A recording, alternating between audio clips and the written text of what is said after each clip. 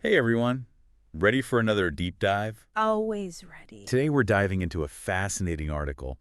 It's called They Don't Get Us, How Autism Research Misses the Mark by Dr. Jaime Hoerricks. Yeah, I found it really thought-provoking. It really gets you thinking, doesn't it?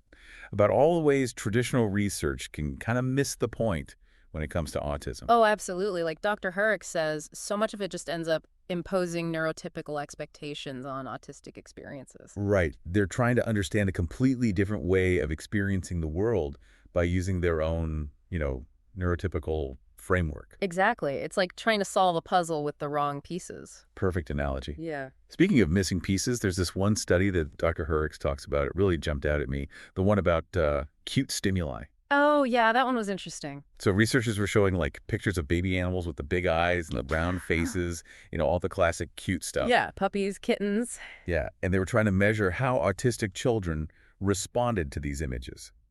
But here's the thing. Isn't that kind of assuming that everyone finds those same things adorable? That's exactly the problem. The study concluded that if autistic children weren't as, captivated by these images as neurotypical kids, it was a sign of social deficit. Whoa, whoa, whoa. Hold on. So just because a kid isn't obsessed with, like, fluffy bunnies, that means they have a social deficit. It sounds pretty wild, right? Wild, yeah. It seems like a huge leap. It is. And that's kind of the point Dr. Hoerricks is making. It's a perfect example of how the so-called deficit model can lead to some, well, questionable conclusions. Okay, so let's talk about this deficit model for a minute. Yeah. I think a lot of our listeners are familiar with the term, but could you break it down for us? What's so problematic about it? Well, in simple terms, it's this framework that views autistic traits as deviations from neurotypical norms. Yeah, I remember when I first learned about it, it was like, wait, so there's this one right way of being, and if you don't fit that mold, you're somehow broken. Exactly. It's like saying, here's what's considered normal, and if you don't fit this specific mold, you're lacking something. It completely ignores all the amazing strengths and, unique perspectives that autistic individuals bring to the table. Right. And it shifts the focus away from supporting autistic individuals and onto what they supposedly can't do. Okay, so instead of asking, like, how can we help this person thrive? Mm-hmm. They're asking, what's wrong with this person and how can we fix it? Yeah, it's a real problem. It reminds me of something else Dr. Hoerricks brought up, the double empathy problem. What's that all about? Ah, yes. That's a concept developed by Dr. Damian Milton. It reframes how we view those moments when autistic and non-autistic individuals have trouble understanding each other. Communication breakdowns? Yeah. Instead of automatically assuming it's the autistic person's fault, the double empathy problem suggests that, it's more of a two-way street. So it's not that one person isn't trying hard enough to understand the other. It's that they're both coming from completely different perspectives. Precisely. And it could be that both neurotypes are struggling to understand each other's communication styles, their worldviews.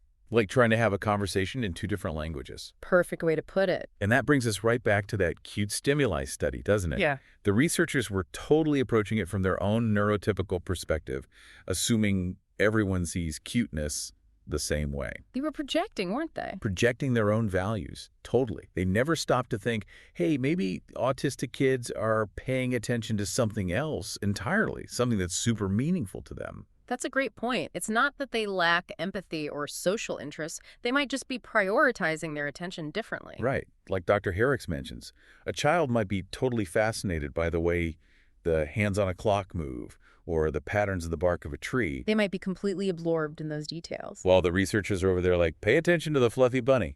Exactly. Traditional research can miss those moments of deep engagement because they're so focused on their own narrow definition of what's important.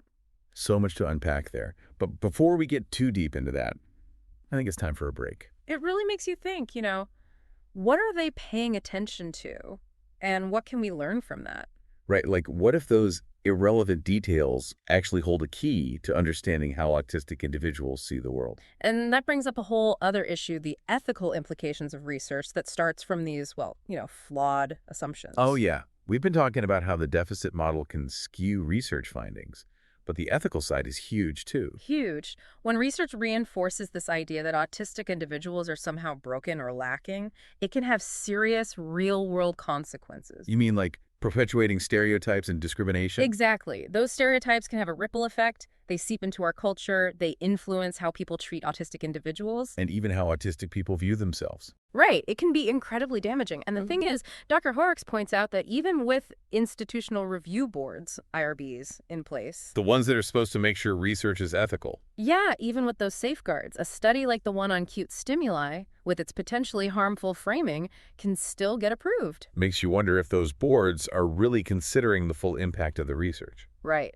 Are they thinking about the potential harm to the autistic community? Or are they just looking at the technicalities? It's a really important question because, like you said, those stereotypes can have real-world consequences, not just in how people perceive autistic individuals, but also in things like clinical practices. Absolutely. They can lead to interventions and therapies that might not actually be helpful. It's like this self-fulfilling prophecy almost. Like we assume there's something wrong that needs fixing, so we design research to prove it. Then those findings get used to justify interventions, and the cycle just keeps going. And it all comes back to what we were talking about earlier, needing more autistic representation in the research process. If autistic people were involved in designing and reviewing these studies from the beginning, Wouldn't that help prevent these ethical issues? absolutely. Who better to understand the nuances of the autistic experience than autistic people themselves? Right. Like instead of trying to speak for autistic people, let's actually listen to them. And give them the platform and the resources to lead the research themselves. It's about time we shifted the power dynamics in autism research, wouldn't you say? It's long overdue. And luckily, Dr. Hoerricks doesn't just point out the problems. They actually offer some really interesting ideas for how we can create a more ethical and inclusive approach to autism research. Okay, now I'm really interested. What does that look like? Paint us a picture. Well, for starters, it's a research landscape where autistic voices are front and center. It's not about researchers deciding what to study. It's about asking autistic individuals, what are the questions you want answered? What are the things that are important to you? Wow, so collaboration, not just observation. Exactly. Treating autistic people as partners in the research process, not just subjects. And another big shift is in the motive behind the research. You mean how so much of it seems focused on trying to fix or normalize autistic individuals? Right. It's like this underlying goal to make autistic people more palatable to the neurotypical world instead of just appreciating their unique strengths.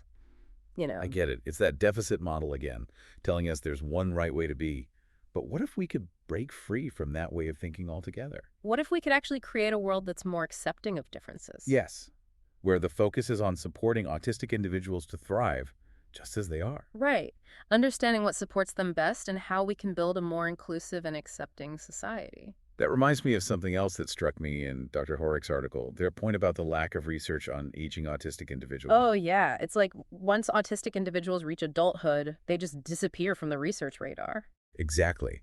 We know so little about how they experience aging, what kind of support they need. And that neglect has real-life consequences. It means autistic individuals and their families are often left to navigate the challenges of aging without any guidance or support. It's like we're only interested in autistic people as long as they're kids. And Dr. Hoerricks also talks about the lack of research on those other big transition points in life, like moving from childhood to adulthood or from living at home to independent living. Those are huge. And they can be so challenging, especially for autistic individuals. And yet we have very little research to guide us on how to make those transitions smoother and more supportive. It's almost like the research is stuck in this narrow time frame instead of looking at the whole lifespan. It is. Reading Dr. Hoerricks' article was like this big wake-up call. It really made me think, what are we doing? And how can we do better? Yeah, there's this sense of urgency to it, right? Yeah. Like, we need to change how we approach autism research, and we need to do it now. Right now. Because it's not just about collecting data or publishing papers, it's about actually making a difference in the lives of autistic people. Okay, so how do we do that? What are the concrete steps we can take to make this vision of a more inclusive and impactful autism research a reality? Well, first and foremost, we need to change where the money goes. We need to significantly increase funding for autistic-led research initiatives. So shifting those resources away from the traditional research institutions and towards projects that are designed and led by autistic researchers. Exactly. Empowering autistic individuals to lead the way. That makes total sense. What else? Education. We need Well- to educate non-autistic researchers about neurodiversity. It's about helping them understand that there's not just one right way to be. Challenging those deep-seated biases that come with the deficit model. Right, and we need to hold research institutions accountable for their practices. Are they being ethical? Are they truly serving the needs of the autistic community? So it's a systemic change. It is. But I'm optimistic. I think if we all work together, researchers, policymakers, the autistic community, we can create a future where autism research is a force for positive change. A future where autistic individuals are truly valued for who they are. Exactly. And where their unique strengths and perspectives can make the world a richer and more diverse place. And we're back for the final part of our deep dive into They Don't Get Us. I have to say, this article by Dr. Hoerricks has really given me a lot to think about. Me too. It's been really eye-opening. Yeah. In the first two parts, we talked about all the ways traditional research can miss the mark, how it often imposes neurotypical frameworks and just fails to truly understand autistic experience. But I think now we're ready to talk about solutions. Yeah, I'm excited to dig into that too. Because Dr. Hoerricks doesn't just lay out the problems, they actually offer some pretty radical ideas for how we can change things. A whole new way of thinking about autism research, really. Right. Shifting from that deficit-focused model to something that actually embraces neurodiversity and puts autistic voices at the center. It's a pretty powerful vision. It is. Like imagine a world where autistic individuals are the ones leading the research. Yeah, designing the studies, interpreting the findings, asking the questions that matter to them. That would be amazing. Research that's actually driven by the needs of the autistic community. Not by what neurotypical researchers think is important. Right. And I keep coming back to that question that Dr. Hoerricks asked. What if, instead of trying to fix autistic people, we focused on creating a world that actually works for them? It's a really profound question. What if, instead of forcing them to fit in, we built a world that was more inclusive and accessible? It would change everything, wouldn't it? So how do we get there? Where do we even begin to make this vision a reality? Well, I think one of the most important things is funding.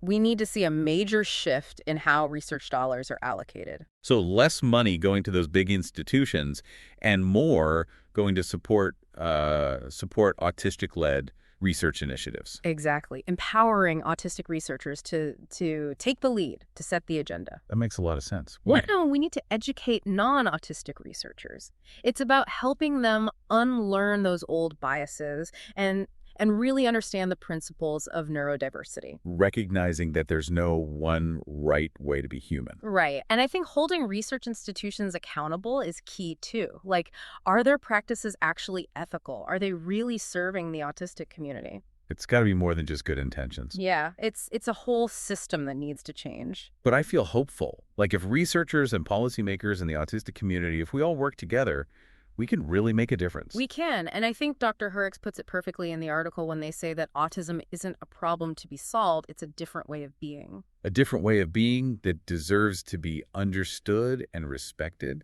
I think that's a great place to leave it for today. Thanks for joining us on this deep dive. We'll see you next time.